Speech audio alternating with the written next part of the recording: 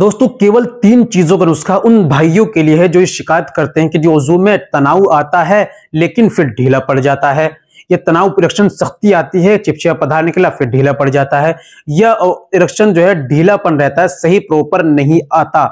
जिनको यह समस्या है, लेकिन मैं एक बात कहता हूं कि अगर आपका तनाव नहीं है तो आपकी जिंदगी में तनाव आ जाता है।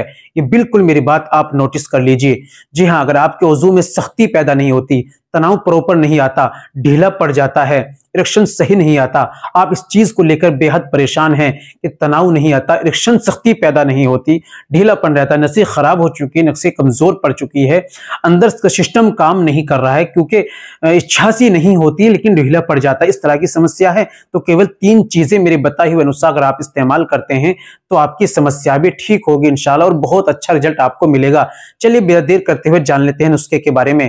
तो दोस्तों ये बताने से पहले छोटी सी गुजारिश कि अगर आप हमारे चैनल पर नए आए हैं या अभी तक आपने हमारा चैनल सब्सक्राइब नहीं किया तो जल्दी से चैनल को सब्सक्राइब कर दीजिए और बेल आइकन पर ऑल पर प्रेस कर दीजिए। दोस्तों वीडियो को प्यारा सा लाइक कर दीजिए, आपके लिए हम अच्छी वीडियो अच्छे नुस्खे लेकर आते रहते हैं। चलिए शुरू करते हैं, जान लेते हैं आज के नुस्खे के बारे में। तो दोस्तों सबसे पहले आपको लेनी है सौंठ, ये लेनी है आपको 250 ग्राम, सतावर ये आपको लेनी है 250 ग्राम, तरमुंडी ये आपको लेना है 250 ग्राम।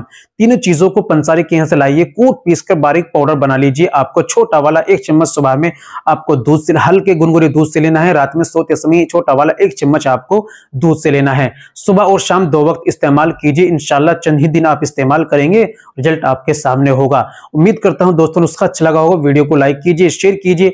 मिलते हैं अगली वीडियो में, नेक्स्ट वीडियो में एक और नए नुस्खे के साथ। तब तक अपना और अपनी सेहत का ख्याल रखें।